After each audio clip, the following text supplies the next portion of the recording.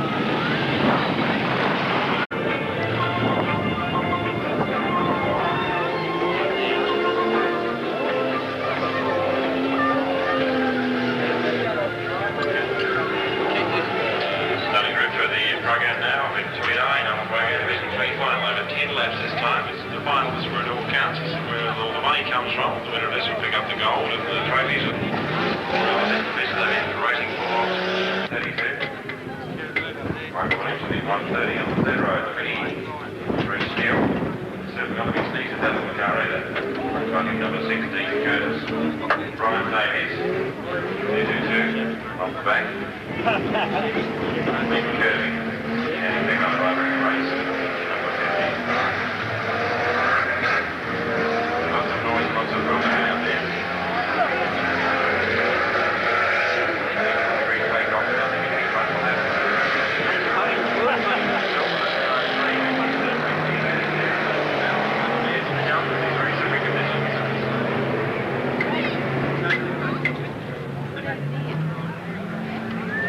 Virtually is slipping and sliding and reeving around the top corner at the moment.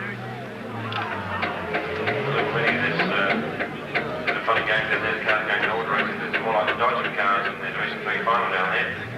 It's the big V8 Falcon, it's very slippery up there, but in third place, just through driving consistently. More funny games on top corner. Again, Michael Williamson's involved. And Kovacic again. Kovacic, as per last time, did very well last night, can't handle the conditions today and been lapped once again by his teammate Darryl Lindsay in 203. Seen Curtis getting a bit sideways down there. In fact, everybody's getting very sideways. The many are sounding very, very second side, but not really doing as well as they could do out there. So it's caught today. Darryl Lindsay still smiling. That's the double balloon car, I think, Curtis number 6. Michael Williamson's sitting there trying. It's just strange because there's just a car to the NG machine. There was some 55s on there. Second place next to John Hayes, now third place. Man, there's a man, there's a lady. She's really working the weather there. We're up to the car, sliding wildly here and all over the place. And it's leaving laps to the right here. It's going to run right time now. I haven't seen anything about the flat tire this morning, actually, but I'll find out about this right hand. A lot of interest will centre around the two new Bulwell Regaris, which are identical and will be driven by husband and wife team Jan and Albie Francis. They have just been completed and will be racing for the first time on Saturday night. A mould was taken off a road car and then they made their own panels.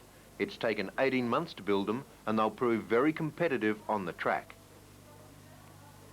It's an action-packed program at Bridgewater Speedway with the second round of the South Pacific Sprint Car Series, and racing starts at 6:30.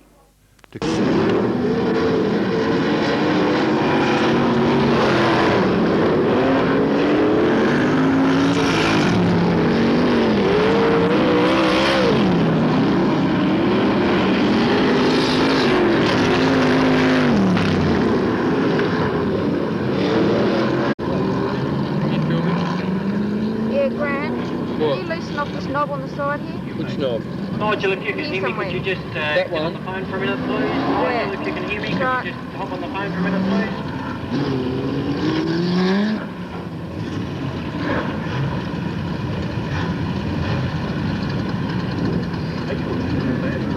You're going to show these ones down here and then pan back around the track to them.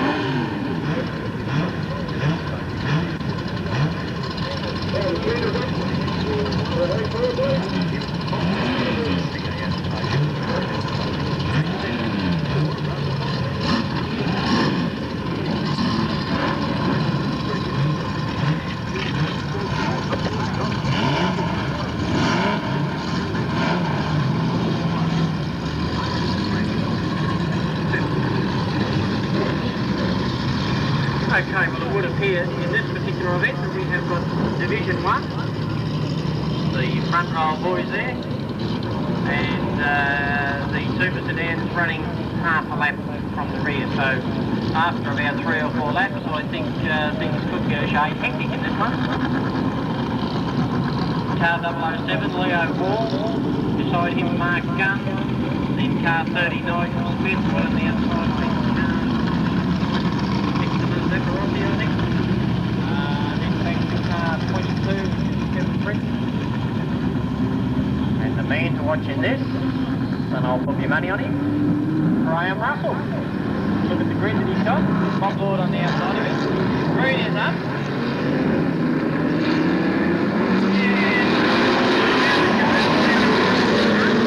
Mark Gunn. I think that's the bunch of the back.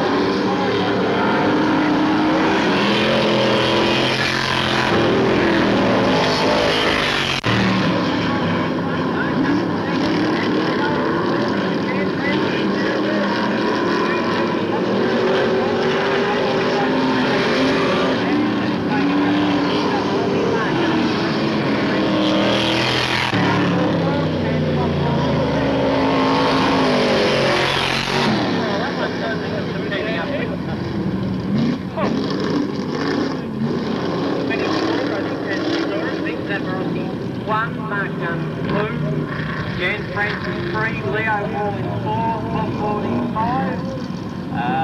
From there, I think we lost track of them. I think it would have been probably Russell Fleming. Picked that one out. Which was fine. In one race. Race 2 in the afternoon program.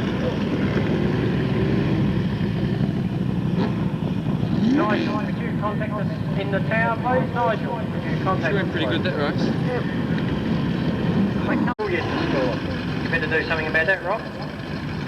But anyway, Tony spent 67 points leading at this stage across today's program. Leading sponsored by Hank Patrusman Real Estate, Main Road, Newtown.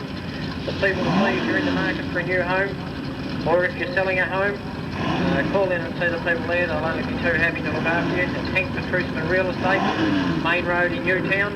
And if you're in the market for car accessories, the experts in Hobart, Stan Tilley's Car Accessories. They're in the city, they're at Luna, and they're also at Eastland. So if it's anything you want in the way of carburetors, engine parts, suspension parts, people to see Stan Tilley's Car Accessories, everything for your car, right down to oil, polish, and all this sort of gear. So anything at all that you need, Stan Tilley's Car Accessories. They're the experts in Hobart, they're at the city, they're at Luna, and they're at Eastland. 3 stores there, so definitely Stan Tilley, the people that know what it's all about. And we've got another one of these races. Nigel Howard and George. I mean, there's 2 races in one here. What I might do is give David Daniels one microphone. He can call one race, and I'll call the other one. We'll see what the outcome is. But anyway, the boys at the front, headed by B22, are the Division 1 cars. And the chaps at the back here, headed by Ian Richardson and Dan Francis. Bob Laws, Arthur Davis and Graham Russell are the super sedans. Anyway, we'll see how we go.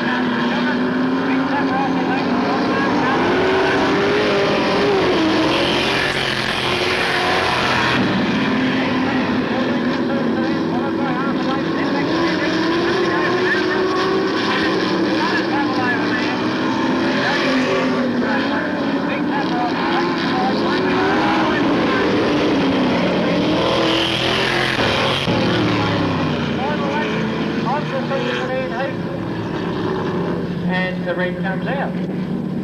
Oh, we declared it. Declared. Jan Francis will get the super sedan from Arthur Davis Danny Hendrickson.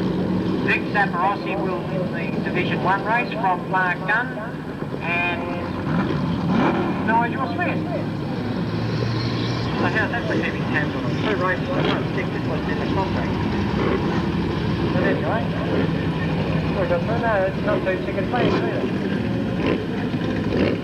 Great driving from Jan Francis. She has been driving very well all weekend. Track's starting to go very hard now, the sun beaming down on it, quite hot in here, isn't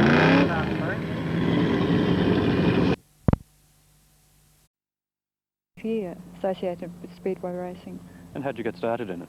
Well, we bought a very old Holden, and we decided to have the first meeting on his own, and I was very excited. So the next week he let me go in the ladies' races, which I won about 5 miles an hour. They were rather funny, some of those ladies' races originally, weren't they? Oh, they really were. They were quite hysterical, you know.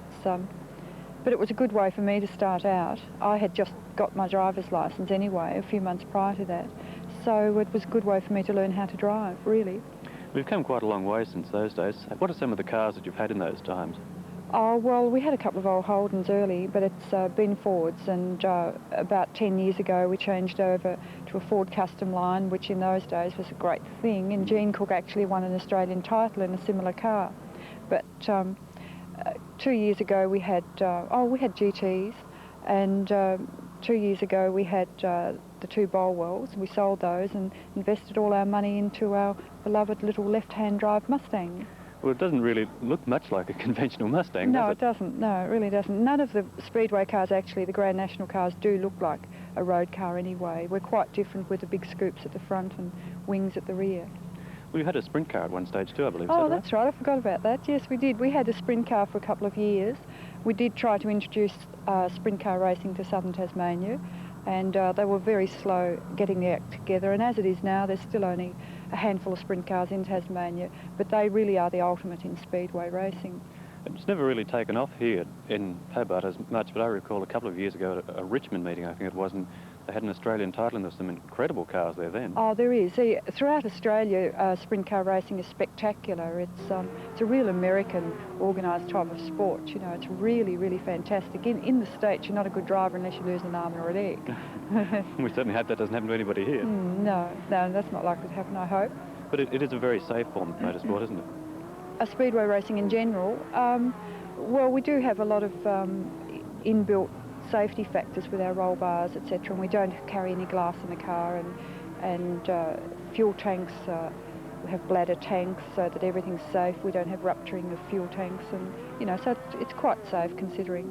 Well, most people probably only just see you at the track and driving around. How much preparation has to go into setting up your car for, say, one meeting? Well, it takes hours and hours. It's actually a full-time sport. If we're racing every weekend, it means that you're working on your car 5 days a week in preparation for the following weekend, for the Saturday, and Sunday spent washing the car all day, and the transporter, washing the clothes and getting ready for next week. And that's providing nothing's gone wrong with the car. Well, exactly, that's right. And if it's a big job and lots of money to spend, well, we either don't eat for a week or we do the repairs. Tasmania's produced some incredible drivers over the last couple of years, haven't we? Yes, well, Tasmania have top speedway and circuit racing drivers, and I think in all sports we really come to the fore. You know, football, cricket. Roger Woolley lives over the road for me. Well, the big event coming up is in the new year, the Grand Nationals, which will be held here at Bridgewater. That's certainly going to be quite an event, isn't it? That's the Australian title, yes. That will bring to Tasmania a great selection of drivers.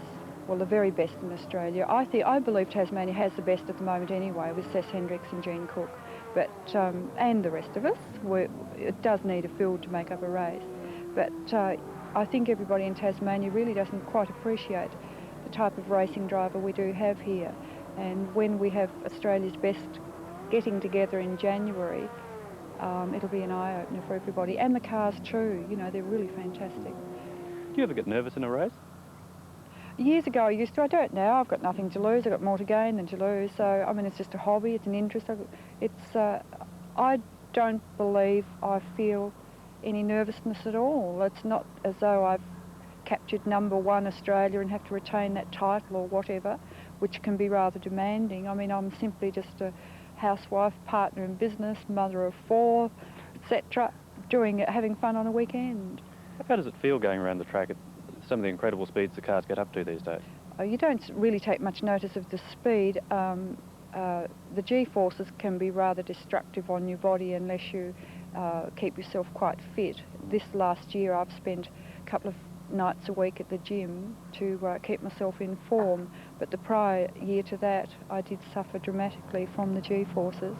But there's so much to think of out on the track that speed doesn't sort of really enter your mind. I mean, the faster you go, the better you go, of course. Okay, well, let's have a look at some of the aspects of the car. Right, fine. What sort of engine's the car got, Joan? Well, we run a 351 Cleveland motor. That's a Ford engine, is it? That's right, yes, fitted with fuel injection. And we have Carrillo rods and all roller gear, so there's quite a bit of expensive stuff under the bonnet. What sort of horsepower would that produce? Oh, around 580, about 580 horsepower. Very doubtful you'd always use that amount. On a larger track you perhaps would. Jan, do you have just a normal gearbox like on a street car? Well, we have got a normal gearbox, yes, but we don't have a normal gear change. I push a lever which pushes it straight into the gear selected, which is top gear we drive in, and we run a quick change rear end, so ratios are worked out in that respect. Right. What about the wheels and tyres? Well, they're not normal wheels and tyres, of course, as you can see. Wheels and tyres are very important, actually. We have different profile tyres, in other words, higher tyres, wider tyres for different conditions on the track. And we have knock-off rims for quick change action. We can't afford time to change a wheel or a tyre at the track. It's all got to be fully prepared before we arrive on race day. Jan, what are all these wings on the back? Do they actually do something, or do they just sit there?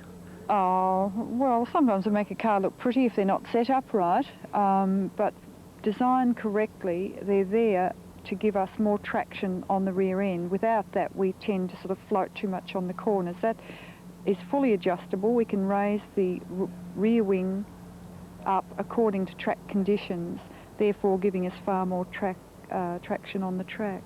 Jan, what are these trumpets sitting up on the top of the engine? Well, that's our stacks for a fuel injection.